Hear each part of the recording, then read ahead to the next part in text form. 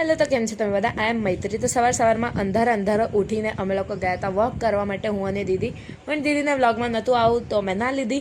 તો પછી અમે લોકો ફટાફટ વોક પર ગયા અને પછી આવીને અમારા પાછળ ગાર્ડનમાં એક્સરસાઇઝનું બી છે તો મેં એ બી કરી. સાથે મોટી મમ્મી બી આવી ગઈ હતી નીચે, તો ફટાફટથી અમે થોડી એક્સરસાઇઝ કરી લીધી અને પછી આવીને ફટાફટ થોડીક પૂજા કરી. અને કાલથી નવરાત્રિ ચાલુ થવાની હતી તો મંદિરની થોડીક બહુ સાફ સફાઈ કરી દીધી.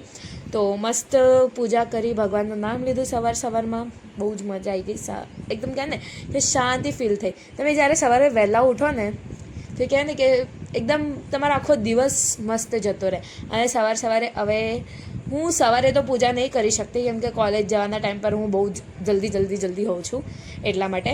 તો હું એક વસ્તુ કરું છું કે હું સાંજે ભગવાનની પૂજા કરી જ દઉં છું. હવે તો મોસ્ટ ઓફ ટાઈમ તો હવે હું કરી દઉં છું. મેં આદત નાખી દીધી છે મારામાં કે એક ટાઈમ તો હવે ભગવાનની પૂજા કરવાની જ છે. સો તમે બી આવી સારી હેબિટ્સો લાવો તમારી લાઈફમાં તો બહુ સારું રહેશે.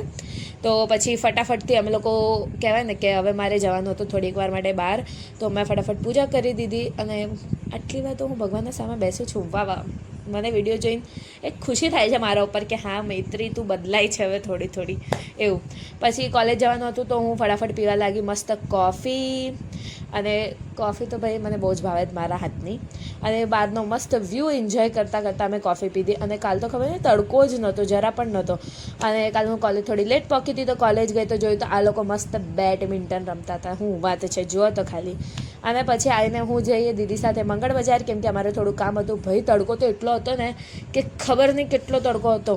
આપણો જીવ નીકળી જાય એટલો તડકો હતો અને ગરમી બી એટલી. પછી અમે લીધું મસ્ત ઇમલી ખાવા માટે, મને બહુ જ ભાવે છે. પછી સાંજે અમે ટેરેસ પર આવ્યા મસ્ત સનસેટ વ્યૂ એન્જોય કરવા માટે.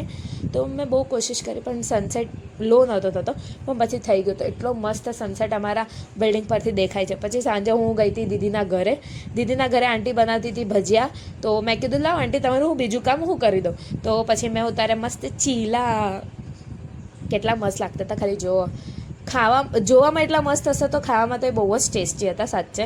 તો મેં બનાવ્યા હતા ઓબ્વિયસલી ટેસ્ટી આવવાના હતા, રાઈટ.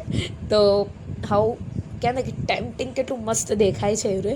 તો મને તો બહુ જ મજા આવી હતી કેમ કે ઉતરતા હતા ચીલા, એટલા માટે. મોસ્ટ ઓફ મારા ચીલા ઓછા ઉતરે છે પણ હવે ઉતરે છે એટલે હું બહુ જ ખુશ થઈ ગઈ છું કેમ કે હા મને બી આવડે છે ખાવા બનાવતા આવે. સો આ હતી અમારી રાતની ખાવાની ડિશ. સો બહુ જ મસ્ત હતી. એના સાથે બાય, મળીએ નેક્સ્ટ વ્લોગમાં.